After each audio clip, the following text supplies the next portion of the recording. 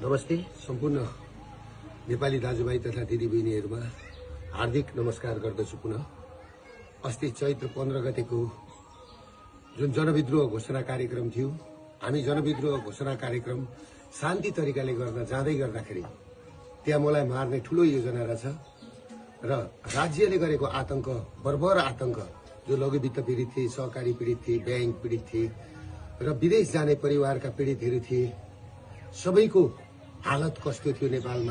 नेपालमा राज संस्था गएर हिन्दू राज्य गएपछि नेपालीहरूको हालत के भयो, त्यही आवाजलाई हामीले उठाएर बुलन्द गर्दै हामीले अघि बढाइसकेपछि अब हामीले लडाई जित्छौं, नेपाली नागरिकले लडाई जित्छ, जनविद्रोह सफल हुन्छ भनेर चैत 15 गते बिहानैदेखि विभिन्न वेशभूषामा युवा संघका केही व्यक्तिहरू र पुलिस प्रशासनका केही व्यक्तिहरू सिभिल ड्रेसमा हात हतियार सहित गएर अर्काको घरमा चढेर बिहानैदेखि घर कब्जा गरेर जुन घटना पुलिस प्रशासनले घटायो र हामी कार्यक्रम स्थल 1:30 बजे पुग्दै गर्दाखेरि कार्यक्रम स्थल पुग्नुभन्दा 15 मिनेट अगाडि नै हामी जहाँ स्टेज बनायौं, हामीले त्यत्रो खर्च गरेर शान्तिपूर्ण प्रदर्शन गर्ने भनेर हाम्रा पाहुनाहरू हामीलाई स्टेजै पुग्न नदिकिन बाटैबाट गोली हानेर चाहिँ नि लखेट्न थालेपछि, टियर ग्यास हान्न थालेपछि त्यस पछाडि हामी अघि बढ्नु पर्यो। म किन अघि बढेको भने सम्पूर्ण प्रहरी जवानलाई लागेको होला। म प्रहरीलाई जति माया गर्ने मान्छे म कोही छैन र दिन दुखीलाई माया गर्ने मान्छे म जतिको कोही छैन। प्रहरीलाई लाग्यो होला दुर्गा प्रसादले पेलो भनेर, तर मैले त्यहाँ पुग्दाखेरि के सुरागी पाएँ भन्दाखेरि त्यहाँ माथि छतमा साफ सुतरहरू बसेर मलाई टार्गेट बनाएको भन्ने मैले बुझिसकेको थिएँ। र अर्को कुरो के थियो भन्दाखेरि मेरो कानको छेउबाट गोली गयो। तिनकुनेमा पुग्दाखेरि, मेन ठाउँमा पुग्दाखेरि, स्टेजको छेउमा पुग्दा र म त्यस पछाडि मैले कुरो बुझिसकेपछि मेरो कानको छेउबाट गोली पनि गयो।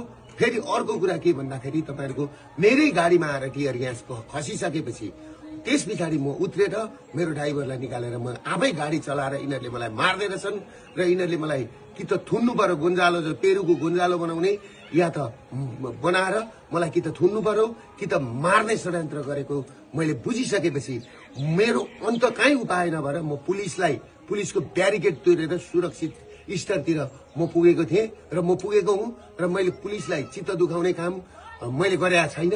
आम सर्वसाधारणलाई म के भन्छु भने तपाईहरुले देख्नु भएको छ राज्य आतंक कसरी अघि बढिरहेछ। किनभने माओवादीको उसमा चाहिँ 3000 जति मान्छे आए अनि मान्छे आएनन् भनेर हाम्रा मान्छे बढी हुन्छन्। काठमाडौँमा हाम्रो त्यो दिन मान्छे 5 लाख मान्छे उत्रिदै थिए। हाम्रो पलङ्कीको मास आउन दिएन, हाम्रो गौशालाको मास आउन दिएन, हाम्रो बसपाको मास आउन दिएन। सबै जुलुसलाई बाटोमै रोकेर सुरुमै कार्यक्रम स्थल हामी पुग्नुभन्दा 15 मिनेट अगाडिदेखि नै रणभूमि जस्तो बनाएको थियो। त्यसले गर्दाखेरि कुन नेपाली दाजुभाइ दिदीबहिनीहरूको आँखाबाट आँसु झर्दैन, कसको ब्लड खुन ताप्दैन। त्यसले गर्दाखेरि म आफू सुरक्षित हुन सुरक्षाकर्मीको घेरा तोडेर भित्र पसेको सुरक्षाकर्मीलाई म के भन्न चाहन्छु भने तपाईहरु प्रति मेरो कुनै लक्षित दुश्मनी होइन, तपाईहरु राज्यको संयन्त्र हो। तपाईहरुलाई पर्न गएको चोटमा म क्षमा चाहन्छु। तर एउटा कुरो के छ भन्दाखेरि दुर्गा प्रसाद तपाईहरुबाट टाढा छैन र केही साथीहरु, केही 12 भाइ मिडियाहरु मेरो पछाडि हात धोएर लागेका छन्। यिनीहरु भनेको क्रिस्चियनको पैसा खाएर, युएसआईडी को पैसा खाएर, युरोपियन युनियनको पैसा खाएर आज देश तहस नहस बनाएको छ र केही मारवाडी तस्करहरू र 12 भाइ मिडियाहरु जुन तरिकाले लागेका छन् सोशल मिडियामा बोल्ने बुद्धिजीवी दाजुभाइ दिदीबहिनीहरूलाई, सबै बुद्धिजीवी विज्ञ वर्गहरूलाई म के भन्छु भने यो नागरिक विद्रोहलाई सफल पार्न सबैजना सहयोग गरिदिनुहोस्। म भागेको छुइनँ, म भाग्दिन। पुलिस प्रशासनले मलाई खोज्नु पर्दैन, किनभने मलाई गुन्जालो बनाएर यो आन्दोलन दबाउने कोसिस गरिएको छ। म सुरक्षित मात्रै बसेको, मलाई साफ भेटेको ठाउँमा गोली हान्नु भन्ने प्रधानमन्त्रीको आदेश छ भन्ने कुरो मैले सुनेपछि म सुरक्षित मात्रै बसेको, मलाई साफ भेटेको ठाउँमा गोली हान्नु भन्ने प्रधानमन्त्रीको आदेश छ भन्ने कुरो मैले सुनेपछि म सुरक्षित ठाउँमा बसेको छु। म भागेको छुइनँ। म नेपाल र नेपाली छोडेर म भाग्दिन। म भाग्नलाई जन्मेको होइन, म झुक्नलाई जन्मेको होइन, बरु म मर्छु तर तपाईहरुको अगाडि मर्छु। त्यसले गर्दाखेरि तपाईहरु के बुझ्दिनुस् भने सम्पूर्ण नेपाली नागरिकलाई त्यो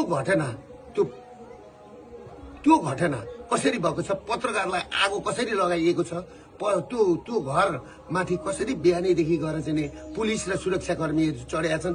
र अर्को कुरो के छ भने हाम्रो अभियानले म फिल्ड कमान्डर हुँदै हुँदाखेरि मेरो मुखबाट सुन्नुभयो तपाईहरुले चाहिँ नि सुनेको छ फलानो आगो लगा फलानो घर आगो लगा गोली हान भनेर मैले त्यहाँ भनेको छु गोली एयरपोर्ट कब्जा गरौं संसद भवन कब्जा गरौं मान्छेका घरमा आगो लगाउने तोडफोड गर्ने काम नगर साथीभाइ हो भनेर मैले भनेको छु।